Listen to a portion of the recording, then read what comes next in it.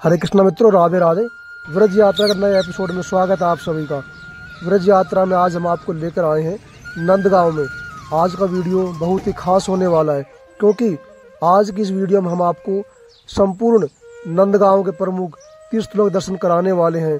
नंदगांव वह स्थान है जहां भगवान श्री कृष्ण अपने बड़े भाई बलराम जी, यशोदा मैया और नंद बाबा के साथ रहा करते थे। नंदगांव में भगवान श्री कृष्ण की लीलाओं से जुड़े हुए अनेक स्थान आज भी विद्यमान हैं, जिनके हम आपको दर्शन कराने वाले हैं। तो चलिए शुरू करते हैं आज की यात्रा को। हरे कृष्णा। तो आज हम आए हैं नंदगांव। तो यहाँ पर ये वही स्थान जहाँ भगवान श्री कृष्ण ने अपने बाल्यकाल में अनेक लीलाएं की थी। तो यहाँ पर ये नंद भवन है, आप ऊपर देख रहे हैं। ये नंद भवन जाने का रास्ता है। तो काफ़ी दिव्य स्थल यहाँ पर ये नंदगांव में है। तो नंदगांव का भी हम आपको संपूर्ण दर्शन कराएंगे। यहाँ पर ये नंद भवन का मुख्य द्वार है। जैसे कि आप सभी जानते हैं, भगवान श्री कृष्ण का जन्म मथुरा में कंस के कारागार में हुआ था। फिर वसुदेव जी उन्हें लेकर गोकुल में आए थे, किंतु गोकुल में जब कंस के असुरों का आतंक बढ़ गया तो नंद बाबा उन्हें लेकर नंदगांव चले आए थे। नंद बाबा जानते थे सुरक्षा की दृष्टि से यह स्थान बहुत उपयुक्त है। उन्हें ज्ञात था कि उनके कुलगुरु महर्षि शांडिल्य ने इस पर्वत पर 10,000 वर्षों तक तपस्या की थी, किंतु यहाँ पर कंस के राक्षस आकर उनकी तपस्या में विघ्न डालते थे। तब महर्षि शांडिल्य ने श्राप दिया कि कोई भी असुर यहाँ पर आएगा तो वह पत्थर का हो जाएगा। कंस के 2 असुर हाउ और बुलाऊ जब यहाँ पर आए थे तो वे पत्थर के हो गए थे। तब से यहाँ पर कोई भी असुर नहीं आता था, इसलिए नंद बाबा ने इस स्थान को रहने के लिए चुना था। नंदीश्वर पर्वत पर बना हुआ यह स्थान आध्यात्मिक दृष्टि से बहुत ही पवित्र स्थान है। ऐसा बताते हैं, 1 बार अयोध्या, 2 बार द्वारिका, 3 बार त्रिवेणी जाओ, 4 बार चित्रकूट, 9 बार नासिक, 12 बार बद्रीनाथ, 40 बार काशी, केदारनाथ, रामेश्वर, गया, जगन्नाथपुरी आदि तीर्थ करके आओ और प्रत्यक्ष दर्शन यहाँ पर नंदलाल के करो, तो ऐसा आनंद कहीं और नहीं पाओगे। तो नंदगांव जैसा आनंद संसार में कहीं पर भी नहीं मिलता। तो बड़ा ही दिव्य स्थान। तो इसी स्थान पर नंद बाबा ने सबसे पहले नंद उत्सव बनाया था। तो बड़ा ही दिव्य उत्सव यहाँ पर नंद बाबा के द्वारा बनाया गया था, नंदोत्सव। नंद के आनंद भयो जय कन्हैया लाल की। हरे कृष्णा। तो अभी हम आए हैं नंद भवन में। ये वही स्थान है जहाँ पर भगवान श्री कृष्ण ने अनेक लीलाएं की थी अपने बाल्यकाल में।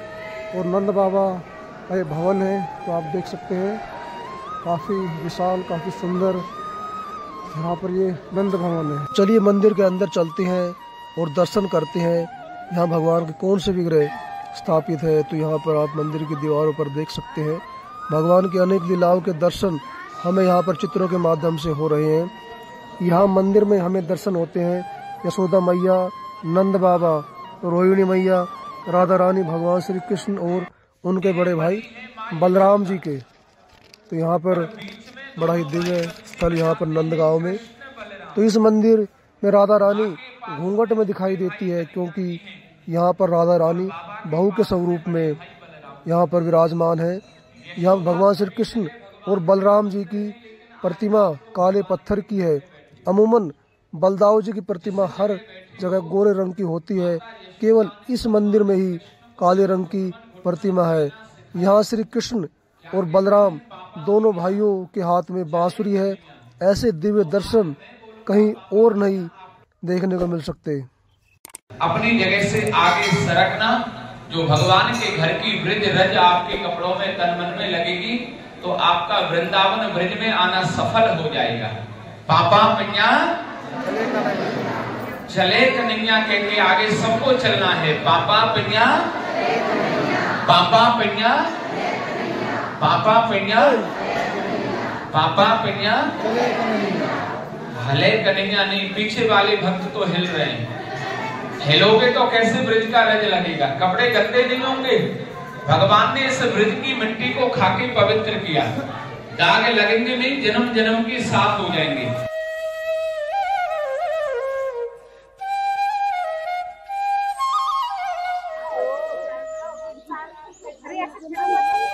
हरे कृष्णा। तो अभी हम पहुंच चुके हैं चरण गंगा कुंड। तो यहाँ पर ये चरण गंगा कुंड है और यहाँ भगवान श्री कृष्ण के चरण भी यहाँ पर इस पहाड़ी पर बने हुए हैं। तो यहाँ के भी आपको दर्शन हम कराते हैं। अभी इस स्थान को चरण पहाड़ी व चरण गंगा कुंड के नाम से भी जाना जाता है। श्री नंदगांव में नंदीश्वर पहाड़ी पर बना हुआ यह स्थान द्वापर कालीन भगवान श्री कृष्ण की लीलाओं का साक्षी है। गोचारण के समय भगवान श्री कृष्ण ने अपनी सभी गायों को एकत्रित करने के लिए इस नंदीश्वर पर्वत के ऊपर चढ़कर वंशी वादन किया था। भगवान की वंश के करुण और मधुर स्वर से साक्षात भगवान शिव के स्वरूप इस नंदीश्वर पर्वत की शिलाएं मोम की तरह पिघल गई और भगवान श्री कृष्ण के श्री चरणों के चिन्ह यहाँ पर अंकित हो गए। यह देखकर भगवान शिव बड़े प्रसन्न हुए और भगवान श्री कृष्ण से कहा कि हे प्रभु, मैं धन्य हो गया। आपके चरण चिन्ह अनंत काल तक इसी स्थान पर विराजमान रहे, यही मेरी आपसे प्रार्थना है। यहाँ पर आप भगवान श्री कृष्ण के चरण चिन्हों के दर्शन कर पा रहे हैं। भगवान के बाएं चरण का पंजा यहाँ पर पूरा है और दाएं चरण का सिर्फ अंगूठा है, क्योंकि भगवान श्री कृष्ण यहाँ पर त्रिभंग रूप में खड़े होकर उन्होंने यहाँ वंशी वादन किया था। तो यहाँ पर भगवान श्री कृष्ण की लाठी का चिन्ह भी आप देख सकते हैं। भगवान श्री कृष्ण की इसी लीला से इस स्थान का नाम चरण पहाड़ी पड़ा है। श्रीमद् भागवत में भी यहाँ के चरण चिन्हों का प्रसंग 2 बार आता है। पहला क्रूर जी जब नंदगांव आए थे और दूसरा उद्धव जी के आगमन पर भगवान श्री कृष्ण के परम भक्त अक्रूर जी जब कंस के आदेश से श्री कृष्ण और बलराम को लेने के लिए मथुरा से नंदगांव आ रहे थे, तब नंदगांव के निकट आने पर यहाँ पहाड़ी के ऊपर तथा आसपास सर्वत्र श्री कृष्ण के चरण चिन्हों का दर्शन हुआ। वे भूमि पर अंकित चरणों में लोटपोट होकर भाव विहल होकर रोने लगे थे। इसके बाद दूसरा प्रसंग उद्धव जी का ब्रज गोपियों से मिलन पर होता है। ब्रज गोपियां कहती है कि उद्धव जी, श्री कृष्ण के चरण चिन्हों से अंकित यह ब्रज भूमि उनकी मधुर छवि हमारे सामने प्रत्यक्ष कर देती है। हम इन चरण चिन्हों को देखकर कैसे उन्हें भूल सकती है। देखने में तो यह स्थान भले ही साधारण लगता हो, किंतु श्री राधा और कृष्ण की नित्य विहार स्थली एवं लीला स्थली होने के कारण भारत ही नहीं अपितु संपूर्ण ब्रह्मांड के लिए पूजनीय स्थली है। यह भूमि इतनी पवित्र है कि ब्रह्मा से लेकर इंद्र जैसा देवता भी यहाँ की लता पता बनने के लिए प्रार्थना और साधना करते हैं।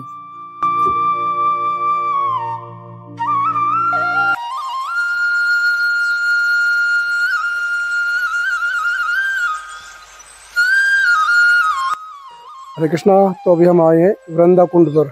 यहाँ पर ये नंदगांव से लगभग 1.5 किलोमीटर के आसपास ये वृंदा कुंड है। यहाँ पर वृंदा देवी का यहाँ पर मंदिर है और यहाँ पर वृंदा देवी ऐसा बताते हैं कि ये ब्रज का संसद भवन है। तो यहाँ से ही जो वृंदा देवी है वो सभी गोपियों को सेवा प्रदान करती है। बड़ा ही दिव्य स्थल यहाँ पर ये वृंदा कुंड नंदगांव के पास आप दर्शन कर पा रहे हैं। पूरा ब्रज वृंदा देवी का घर है। भगवान श्री कृष्ण की प्रमुख लीला स्थली वृंदावन का नाम वृंदा देवी के नाम से ही पड़ा है। नंदगांव से 1.5 किलोमीटर की दूरी पर स्थित है यह वृंदा देवी का मंदिर। ब्रज में कुल 8 योग पीठ है जहाँ राधा और कृष्ण विभिन्न लीलाएं करते हैं, जिनमें से ये पहला है गुप्त कुंड, जो इस वृंदा देवी मंदिर में स्थित है।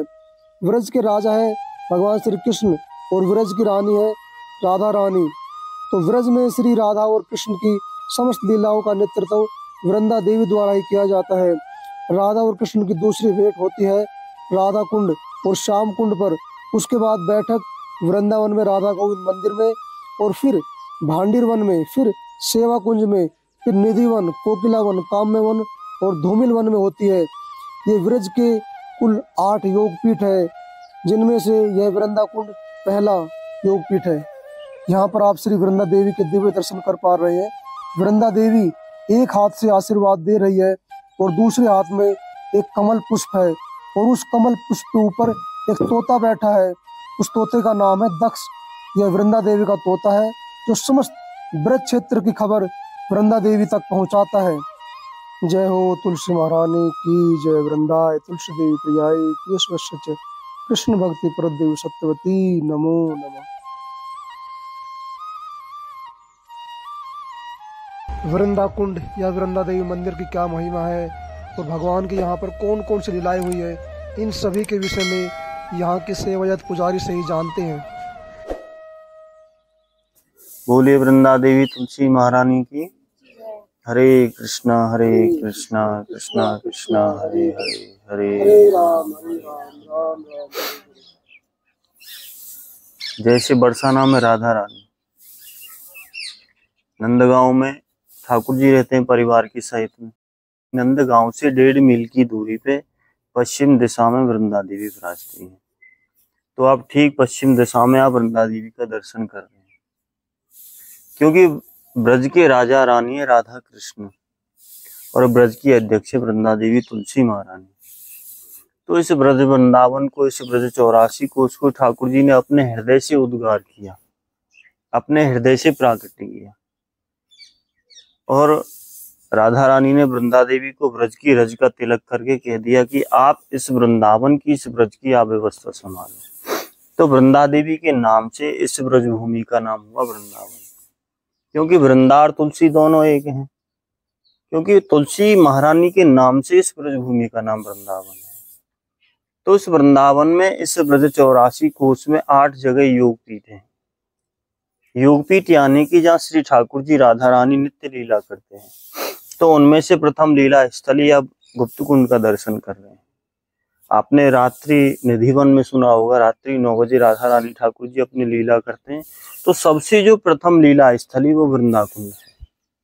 यहाँ रोजाना सुबह 7 बजे से लेकर के 8:24 तक रोजाना ठाकुर जी आते हैं अष्ट सखियों के साथ में, राधा रानी के साथ में। फिर वृंदा देवी इस गुप्त कुंड में एक कमल का कुंज बनाती हैं। उस कुंज के बीच में राधा कृष्ण होते हैं, फिर अष्ट सखियां होती हैं, मंजरियां उपमंजरियां होती हैं। फिर उनकी लीलाओं का अरेंज वृंदा देवी करती है कि आज किस गोपी को किस कलर का ड्रेस पहनना है, आज कौन गोपी गायन वादन करेगी, आज कौन गोपी राधा रानी ठाकुर जी का श्रृंगार करेगी, कौन भोग लगाएगी, कौन उनके लिए आरती करेगी। वो सब व्यवस्था वृंदा देवी करती है। और वृंदा देवी के पास में आप क्यों आए? क्योंकि वृंदा देवी भक्ति प्रदायिनी है। आप वृंदा देवी से क्या मांगने के लिए आए? भक्ति मांगने के लिए। वृंदाय तुलसी देवी आय प्रियाय केशव शचो कृष्ण भक्ति प्रदे देवी सत्वते नमः। तो आप वृंदा देवी से भक्ति मांगे, क्योंकि वृंदा देवी ही राधा रानी ठाकुर जी कृपा कर सकती हैं, वही राधा रानी ठाकुर जी से मिला सकते हैं। तो अभी आपने जब दर्शन किया तो वृंदा देवी एक हाथ से आशीर्वाद दे रही है, वो भक्ति का आश्रय है, वो भक्ति का आशीर्वाद दे रही है सबको वृंदा देवी। और दूसरे हाथ में आपने देखा कमल का फूल है। उस कमल के फूल के ऊपर एक पीले कलर का तोता जिसका नाम दक्ष है, वह वृंदा देवी का संदेश वाहक के मैसेंजर है। उसके सानिध्य में 1 लाख तोते जो पूरे वृंदावन में भ्रमण करते हैं। आप सबका भी परिचय दिया कि कौन वृंदावन में क्या कर रहा है, कौन कब आएगा, क्या नाम है उसका, वो सब वृंदा देवी जानती है। क्यों? क्योंकि वृंदावन में आपको वृंदा देवी ने बुलाया राधा रानी ठाकुर जी कृपा पाने के लिए और उनकी भक्ति प्रदान करने के लिए। तो ये यहाँ की लीला है। क्योंकि समय मेरे पास इतना नहीं है, लीला तो बहुत बड़ी है, पर मैंने संक्षिप्त में बता दिया। ठीक है, राधे राधे। राधे राधे।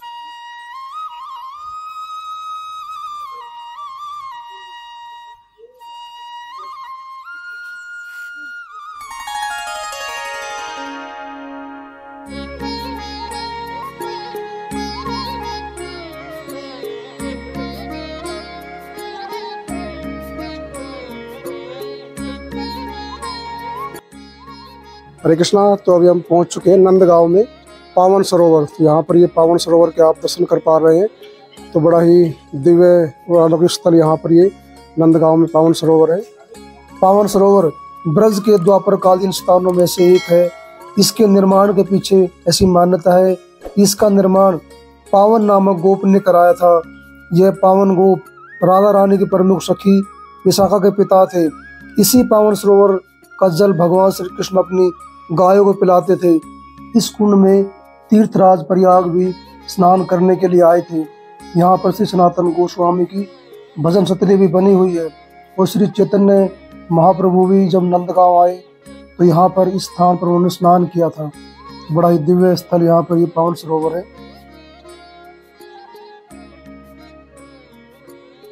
टेर लगाना यानी आवाज लगाना या पुकारना। भगवान श्री कृष्ण जब गाय चराने वन में जाया करते थे तो एक कदम के वृक्ष के ऊपर चढ़कर गायों को बुलाया करते थे। यह लीला जिस स्थान पर की गई वह स्थान है टेर कदम। नंदगांव में स्थित यह स्थान अपने प्राकृतिक सौंदर्य और शांत वातावरण से यहाँ पर आने वाले श्रद्धालुओं को अपनी ओर आकर्षित करता है। हरे कृष्णा। तो अभी हम आए टेर कदम नंदगांव में। तो यहाँ पर भगवान श्री कृष्ण अपने गायों को बुलाया करते थे। इसी कदम के वृक्ष पर चढ़कर भगवान अपने गायों को बुलाया करते थे। तो यहाँ पर एक कदम का वृक्ष है, उसके भी दर्शन भी कराएंगे। तो बड़ा ही दिव्य स्थल यहाँ पर ये टेर कदम नंदगांव में। महिलाएं दुपट्टा ओढ़ कर आए। तो इस बोर्ड के माध्यम से हमें कुछ जरूरी दिशा निर्देश दिए गए हैं और इस स्थान की महिमा के विषय में यहाँ पर बताया गया है। बचपन में श्री कृष्ण यहाँ पर गाय चराया करते थे। उनकी गाय वन में चरते हुए दूर निकल जाती थी। घर लौटने का समय होने पर गायों को वापस बुलाने के लिए सभी ग्वाले उन्हें पुकारते थे। यहाँ के कदम के वृक्ष पर चढ़कर भगवान श्री कृष्ण स्वयं अपनी गायों को उनके नाम से पुकारते थे। श्यामा, गौरी, कारी, भूरी, कपिला जैसे नाम उन्होंने अपनी गायों को दिए हुए थे। भगवान श्री कृष्ण की गोचारण लीला का उत्सव आज भी यहाँ पर मनाया जाता है। कहते हैं श्री कृष्ण ने गोपाष्टमी को गाय चराना शुरू किया था। नंदगांव में श्री कृष्ण के समय यहाँ एक बड़े कदम खंडी या कदम वृक्षों के जंगल हुआ करते थे, लेकिन अब कुछ ही कदम के वृक्ष यहाँ पर शेष रह गए हैं। तो यहाँ पर आप देख सकते हैं ये वही कदम का वृक्ष है जिसके ऊपर चढ़कर भगवान श्री कृष्ण अपनी गायों को बुलाया करते थे। तो बड़ा ही दिव्य यहाँ पर ये कदम का वृक्ष है। भगवान श्री कृष्ण के काल का ये वृक्ष बताया जाता है।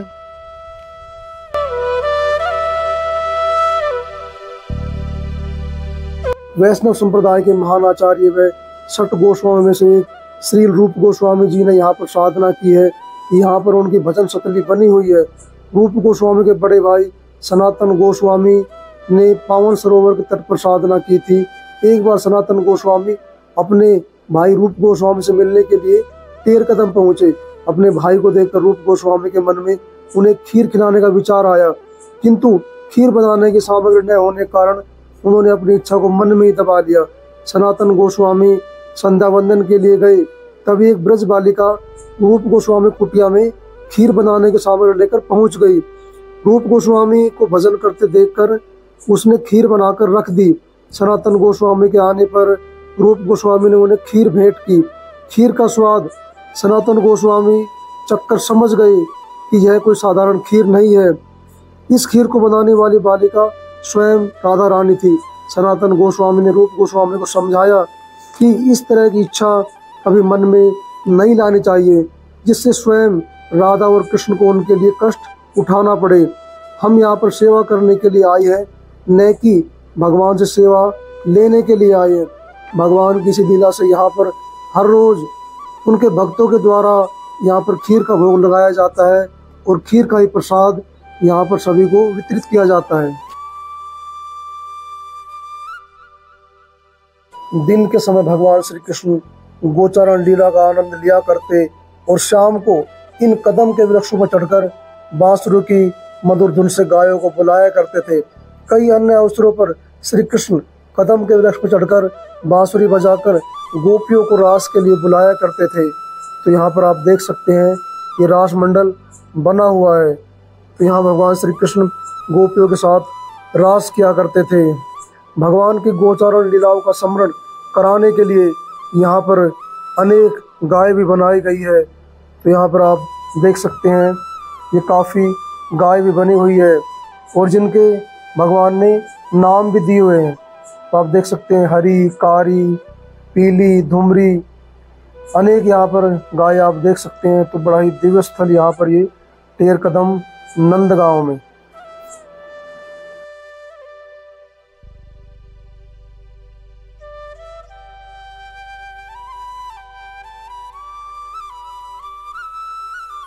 टेर कदम पर आप देख सकते हैं यहाँ पर रास मंडल बना हुआ है। तो यहाँ पर अनेक गाय भी बनी हुई है, आप देख सकते हैं यहाँ पर।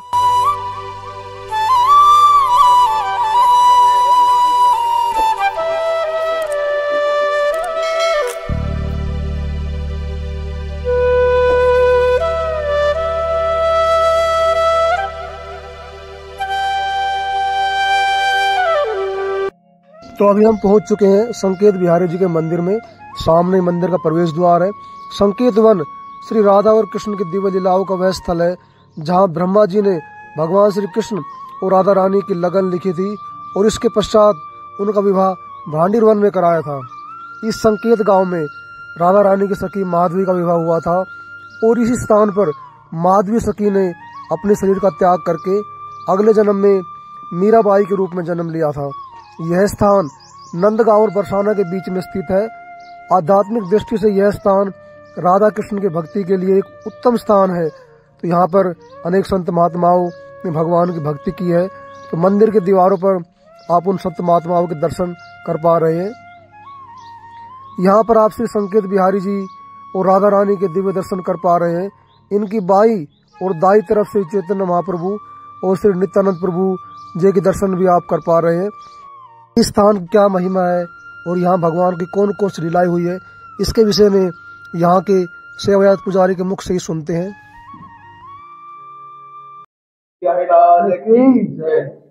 ये संकेत वन है। संकेत शब्द का अर्थ होता है इशारा। यहाँ से योग माया देवी संकेत करके ठाकुर जी को नंदगांव से और राधा रानी को बरसाने, श्याम सुंदर और राधा रानी का जो मिलन हुआ है सर्वप्रथम इसे संकेत कुंज में हुआ है। इसी कुंज में मिलन के बाद दो जन का प्रेम का चर्चा होता है, रासलीला होता है, झूला झूलते हैं, प्रेमालिंगन करता है। फिर ठाकुर जी और राधा रानी दो जन प्रेम से विहवल हो जाता है। तो सामने कुंड है विहवल कुंड। फिर ठाकुर जी नंदगांव चले जाता है और राधा रानी बरसाने की ओर जाने लगती है। बरसाने की ओर जाते जाते ठाकुर जी के साथ जो मिलन हुआ था, प्रेम हुए थे, आलिंगन हुआ था, उस कथा को चिंतन करके राधा रानी की आंखों पे आंसू आता है। वो जहाँ पे गिरे वो प्रेम सरोवर हो गए। फिर राधा रानी बरसाना चली गई। ये संकेत कुंज नित्य लीलास्थली है। यहाँ पे श्याम सुंदर और राधा रानी का नित्य प्रति मिलन होता है। मिलने के बाद दो जन एक साथ में वृंदावन जाता है। वृंदावन में जाके यमुना जी में जल के लिए होता है, श्रृंगार भट्ट में श्रृंगार करते हैं और निधवन जी में रास होता है। पुनः दो जन एक साथ में आते हैं। आने के बाद सामने एक वन है दोमान वन। दोमान वन में जब आता है तब दो जन का दो मन हो जाता है। ठाकुर जी नंदगांव चले जाते हैं। राधा रानी जब बरसाने में रहती है तब वो बरसाना चले जाती है, जब वो जावट में रहती है तब वो जावट चले जाती है। इसी संकेत कुंज से ठाकुर जी अपने सखाओं को संकेत करते हैं कि चलो आज मक्खन चुराने जाएंगे, आज गैया चराने जाएंगे, आज खेलने जाएंगे। और राधा रानी के साथ कौन सा कुंज में मिलन करना है वो भी यहाँ से संकेत करते हैं। भांडीर वन में जब इनका विवाह हुआ था उससे पूर्व लगन सगाई संकेत भट्ट में हुआ है। यहाँ पे चैतन्य महाप्रभु आए, नित्यानंद प्रभु आए, अद्वैत आचार्य प्रभु आए, रूप सनातन गोस्वामीगण आए और गोपाल भट्ट गोस्वामी जिन्होंने श्री राधा रमन लाल को प्रकट किया। गोपाल भट्ट गोस्वामी यहाँ पे आए, दीर्घ समय रहे, भजन किए और राधा संकेत बिहारी लाल का सेवा प्रतिष्ठा किए। बोलो संकेत बिहारी लाल की जय। मंदिर की दीवारों पर हमें मीराबाई के पूर्व जन्म कथा के विषय में जानकारी चित्रों के माध्यम से मिल रही है। मीराबाई पूर्व जन्म में राधा रानी की सखी माधवी थी, जिसका विवाह यहाँ संकेत गांव में हुआ था। माधवी की सास और ननद ने उसे कह दिया था कि यहाँ नंद का छोरा कृष्ण है, उसे अपना मुख मत दिखाना, वह बड़ा चंचल और बदमाश है, वह तुमसे छेड़खानी करेगा और तुम पे कोई जादू टोना कर देगा। भगवान कृष्ण भी अंतर्यामी है, सब जानते हैं। छुप कर बैठ गए एक वट वृक्ष के नीचे। जब सखी आई तो छेड़खानी तो करनी ही करनी है। कहने लगे, सखी जरा घूंघट उठा के अपना मोटा तो दिखा दे। सखी को तो पहले ही सास ननद ने समझा कर भेजा था। जब बार बार कन्हैया के कहने पर भी माधवी सखी ने अपना घूंघट नहीं उठाया तो कन्हैया ने कहा, देख सखी, आज मैं तेरे को दर्शन देने आया हूँ। यदि तू दर्शन ना करे तो पाछे पछताएगी और खूब रोएगी, तो भी मैं लौट के नहीं आऊंगा। ऐसा बोल के कन्हैया वहां से चले गए। जब ब्रज में इंद्र के कोप से बारिश हुई तो भगवान श्री कृष्ण ने गोवर्धन पर्वत को धारण करके सबको आश्रय दिया। तब श्री कृष्ण बीच में थे और सभी ब्रजवासी उनके चारों ओर थे। तब माधवी गोपी ने कृष्ण के दिव्य स्वरूप को देखा। नीलमणि के समान उज्जवल कांति, बड़ी बड़ी सुंदर आंखें। कृष्ण के सुंदर स्वरूप को देखकर माधवी ने सोचा, जिस शरीर से कृष्ण को सुख और आनंद नहीं मिला उस शरीर को त्याग देना ही चाहिए। तो इसी स्थान पर माधवी सखी ने कृष्ण के प्रेम की विरहाग्नि में उस शरीर को त्याग दिया और अगले जन्म में मीराबाई के रूप में जन्म लिया। मीराबाई सदा कृष्ण को ही अपना पति मानकर यही गाती रहती, मेरे तो गिरधर गोपाल दूसरों न कोई, जय हो भक्त मीरा की। तो ब्रज यात्रा के आज के एपिसोड में इतना ही। हमारे साथ जुड़े रहिए चैनल को लाइक शेयर सब्सक्राइब करना न भूले, ताकि और भी आपको ऐसी रोचक और धार्मिक जानकारियाँ मिलती रहे। तो मिलते हैं ब्रज यात्रा के अगले एपिसोड में, तब तक के लिए राधे राधे, हरे कृष्णा।